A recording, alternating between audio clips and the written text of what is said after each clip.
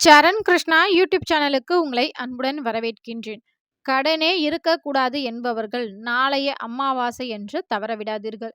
நாளைக்கு ரொம்பவே சிறப்பு வாய்ந்த அமாவாசை. 26 வருடங்களுக்கு பிறகு வரக்கூடிய 3 முக்கிய விஷயங்கள் சேரும் அமாவாசை. அது என்னென்ன விஷயம் அப்படின்னு பார்த்தீங்கன்னா, அமாவாசை, செவ்வாய்க்கிழமை, புனர்பூச நட்சத்திரம்.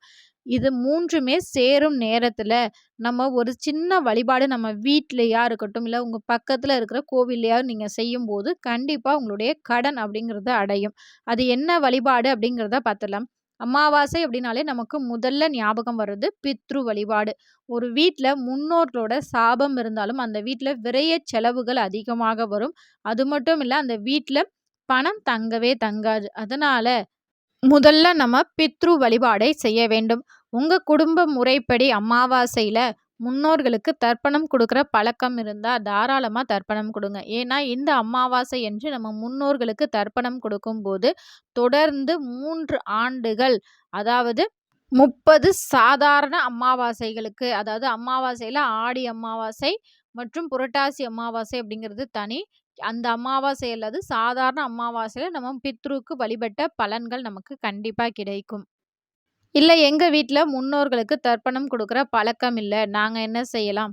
உங்களால முடிந்த உணவை முதல் வேளையா, அதாவது காலையிலேருந்தே நமக்கு அமாவாசை திதி இருக்கிறதுனால, உங்கள் வீட்டில் அமாவாசை என்று சமைக்கக்கூடிய முதல் உணவை எச்சில் படாமல் காகத்திற்கு உணவாக வையுங்கள்.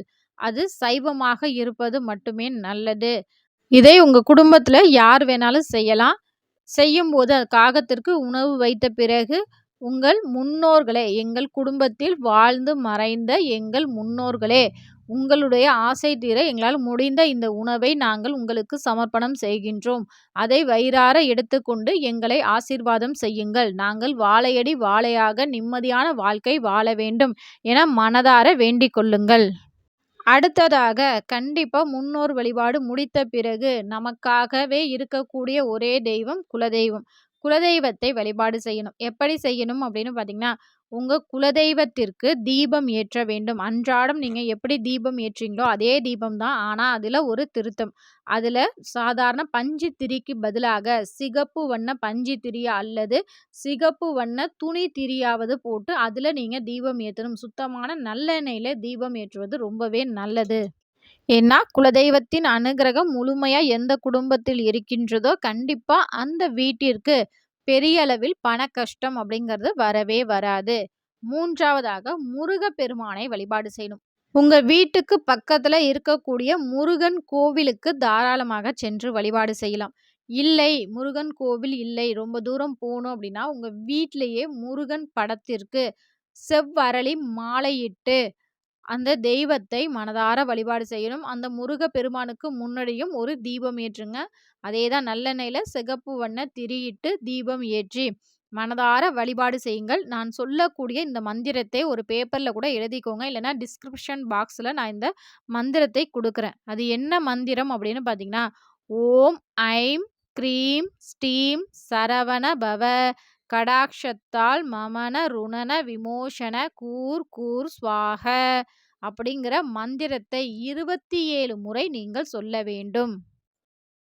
இதற்கு தமிழ் அர்த்தம் என்ன அப்படின்னு பார்த்தீங்கன்னா, முருகப்பெருமானே, உன்னுடைய கருணை பார்வையால் என்னுடைய கடன்கள் அனைத்தும் விரைவில் தீர வேண்டும் என்பதே இதனோட பொருளு. ஒரு சிலர் கேட்கலாம், அப்ப நாங்க மந்திரங்கள் எங்க வாய்க்குள்ள வரல, நாங்க இந்த மாதிரியே நாங்க வேண்டிக்கலாமா அப்படின்னு கேட்டிங்கன்னா, ஒவ்வொரு மந்திரத்திற்கும் ஒரு ஒரு சக்திகள் உண்டு. நீங்க மந்திரங்கள் சொல்லும்போது அதனுடைய சக்தி அதிகமாகவே இருக்கும்.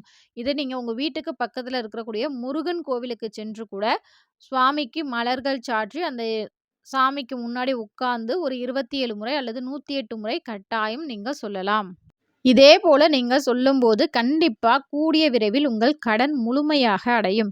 இது எளிய வழிபாடு தான். எல்லாராலும் செய்யக்கூடிய வழிபாடு. கண்டிப்பா செஞ்சு பாருங்க. உங்க வாழ்க்கையில் நல்ல மாற்றம் தெரிவதை கண்கூட உங்களால பார்க்க முடியும். இந்த வீடியோ உங்களுக்கு பிடிச்சிருந்தா மறக்காம இந்த வீடியோக்கு ஒரு லைக் பண்ணி நம்ம சேனலை மறக்காம சப்ஸ்கிரைப் பண்ணி வச்சுக்கோங்க.